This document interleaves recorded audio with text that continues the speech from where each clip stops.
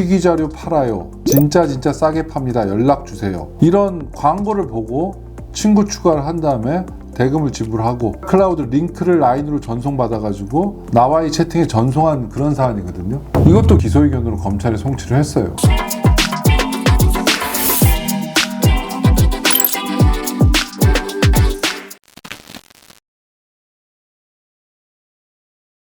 안녕하세요. 성범죄계에서 민경철 변호사입니다. 오늘은 젊은 분들, 고등학생 또는 대학생, 아니면 대학교 졸업해서 얼마 안 된 분들, 그분들이 가장 문제가 되고 있는 아동 성착취물 시청 또는 소지에 대해서 한번 말씀을 드릴게요. 여러분들이 영상들을 받는 방법 자체가 예전하고는 좀 많이 변화가 있는 것 같아요. 어디에서 접속을 해서 그걸 판다는 얘기가 있으면은 돈을 내면은 링크를 보내줘요. 그럼 링크에 들어가면은 거기에 폴더 형태로 영상들이 많이 있고, 그 영상들은 압축 파일 형태로 많이 있다 보니까 영상들을 일일이 확인하고 받는 게 아니라 한꺼번에 100개씩, 적게는 몇십 개씩 그렇게 전송받는 방식으로 영상들을 구매하는 것 같아요. 그러다 보니까 이제 문제는 뭐냐면은 그 영상들이 도대체 무슨 영상이었는지를 정확하게 알고 받지를 못한다는 거예요. 나중에 이제 영상을 받아가지고 보니까 뭐 아청물이 포함될 수도 있고 불법 촬영물이 포함될 수도 있어요.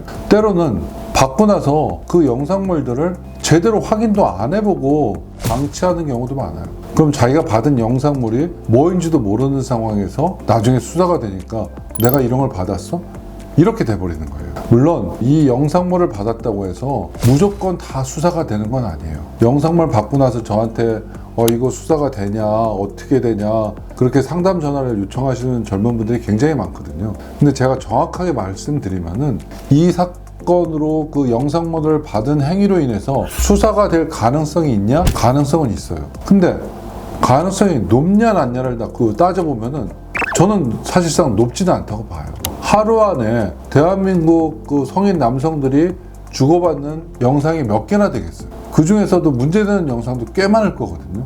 이 디지털 영상의 문제점만 수사하는데 제가 볼 땐 대한민국 경찰들 다 투입해도 쉽지 않을 수도 있어요. 그만큼 많은 영상들이 지금 온라인상에서 오고 가고 있거든요. 근데 이게 어떻게 수사가 되느냐, 기본적으로 고소가 되는 경우가 있어요. 내가 나온 영상을 퍼지고 있다, 그 영상을 퍼뜨린 사람, 소지하고 있는 사람, 시청한 사람을 처벌해달라.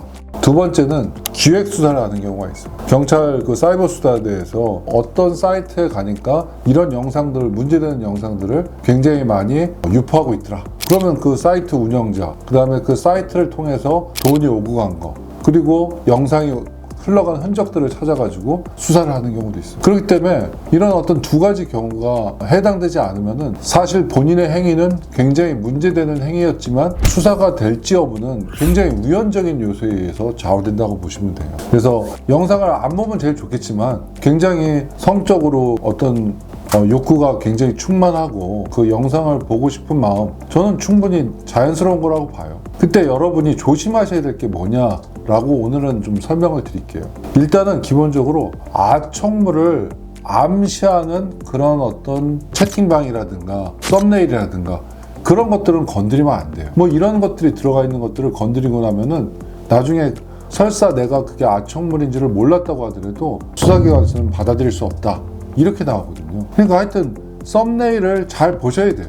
판매자와 대화하는 과정에서도 반드시 물어보셔야 돼요. 여기에 아청물이 섞여 있는 건 아니죠? 불법 촬영물이 있는 건 아니죠? 이게 반드시 남겨져 있어야 되고, 이 채팅 기록은 삭제하면 안 돼요. 나중에 그렇게 아니라고 했음에도 불구하고 나한테 온 영상물 중에 문제되는 영상물이 있을 수가 있거든요. 그렇기 때문에 나 스스로는 그런 아청물과 불법 촬영물을 보지 않으려는 의사가 있었다는 점을 명확하게 입증할 자료를 남겨놔야 된다. 그럼에도 불구하고 아청물이 왔다, 그럼 즉각적으로 삭제를 해야 돼요. 삭제하는 걸 찍어놔야 돼요. 뭐 삭제하는 그 흔적을 나중에 자료를 낼 수 있게끔 해놔야 돼요. 이런 사건들은 굉장히 많은데, 제가 처리한 사건 중에는 굉장히 좋은 학교에 나와가지고 대학생이에요. 트위터에 접속한 후 튀기자료 팔아요, 진짜 싸게 팝니다, 연락주세요, 이런 광고를 보고 친구 추가를 한 다음에 라인으로 전송해서 대금을 지불하고, 그리고 메가 클라우드 링크를 라인으로 전송받아가지고 나와의 채팅에 전송한 그런 사안이거든요.